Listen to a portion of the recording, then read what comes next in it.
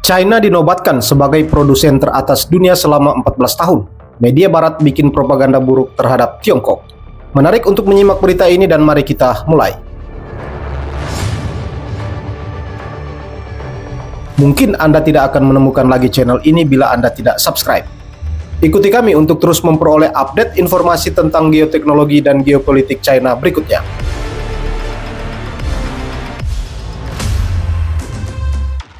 Melansir Global Times yang dipublikasikan awal tahun ini menyebut bahwa industri manufaktur Tiongkok tetap menjadi yang terbesar di dunia selama 14 tahun berturut-turut hingga saat ini.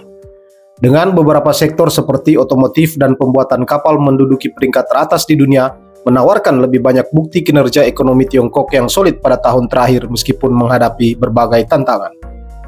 Di luar ukurannya yang sangat besar, industri manufaktur Tiongkok juga telah melihat beberapa tonggak sejarah pada tahun 2023 dengan munculnya kendaraan energi baru dan operasi komersial pesawat penumpang besar pertama yang dibangun di dalam negeri Tiongkok dan pelayaran uji coba kapal pesiar pertama yang dibuat di dalam negeri.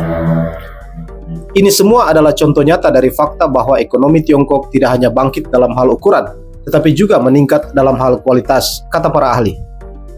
Para ahli juga mencatat bahwa indikator pemulihan ekonomi Tiongkok yang terus meningkat dan pembangunan berkualitas tinggi juga memberikan bantahan terkuat terhadap kampanye intensif beberapa media barat untuk mencoreng ekonomi Tiongkok, bahkan setelah Tiongkok membukukan tingkat pertumbuhan PDB tercepat di antara negara-negara ekonomi utama pada tahun 2023. Chin Gobin, Wakil Menteri Kementerian Perindustrian dan Teknologi Informasi MIIT, mengatakan bahwa industri manufaktur Tiongkok semakin terkonsolidasi. Ekonomi industri pulih dan pengembangan industri informasi dan telekomunikasi meningkat pesat. Output industri dari perusahaan-perusahaan industri besar tumbuh 4,6% years on years pada tahun 2023, naik 1 poin presentasi dari tahun 2022. Khususnya beberapa tonggak sejarah dicapai pada tahun 2023 menurut Chin. Skala industri manufaktur Tiongkok tetap menjadi yang terbesar di dunia selama 14 tahun pada tahun 2023. Total ekspor baterai surya, baterai lithium-ion, dan kendaraan listrik yang dikenal sebagai trio hijau intensif teknologi baru melampaui 1 triliun yuan atau setara dengan 140,57 miliar US dollar untuk pertama kalinya. China juga menjadi eksportir mobil terbesar di dunia untuk pertama kalinya pada tahun 2023. Sektor pembuatan kapal China juga mempertahankan pangsa pasar global terbesar. Kekuatan komputasi China juga menduduki peringkat kedua di dunia menurut MMIT. Pencapaian penting dalam industri manufaktur tulang punggung ekonomi China tidak hanya menyoroti pemulihan yang stabil dari pandemi 3 tahun, tetapi juga menggarisbawahi kemajuan yang solid dalam peningkatan industri yang sangat penting untuk pembangunan berkualitas tinggi. Jika Anda melihat kinerja ekonomi keseluruhan berbagai negara di seluruh dunia pada tahun 2023, ekonomi China sangat mengesankan, kata Cao Zijun, seorang profesor keuangan di Universitas Renmin China. Namun gangguan dalam menyampaikan informasi telah menyebabkan kesalahpahaman bahwa meskipun kami mencapai tingkat pertumbuhan 5,2%, masih terasa ada yang tidak beres.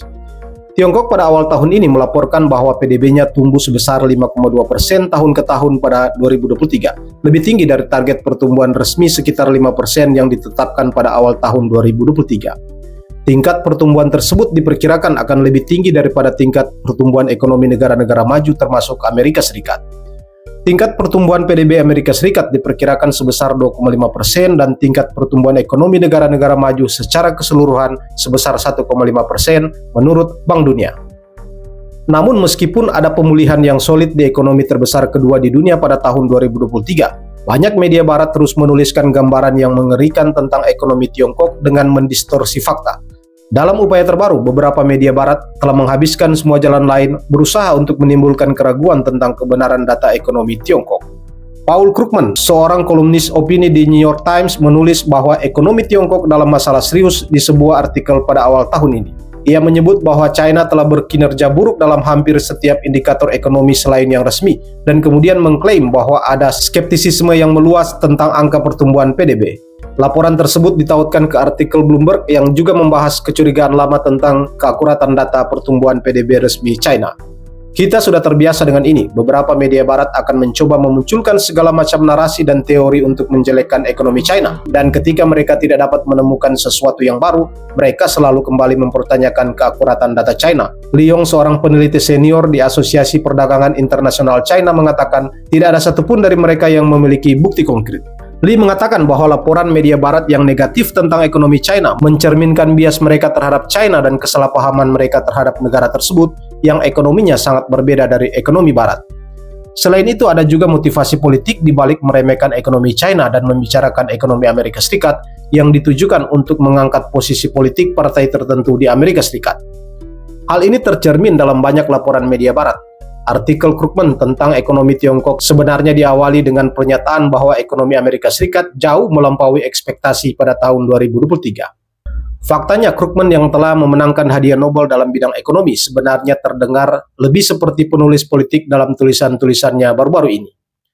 Dengan membandingkan ekonomi Tiongkok yang runtuh dengan ekonomi Amerika Serikat yang hebat, beberapa laporan barat ini sebenarnya mencoba membantu meningkatkan citra Bidenomics di kalangan pemilih Amerika Serikat, kata Lee.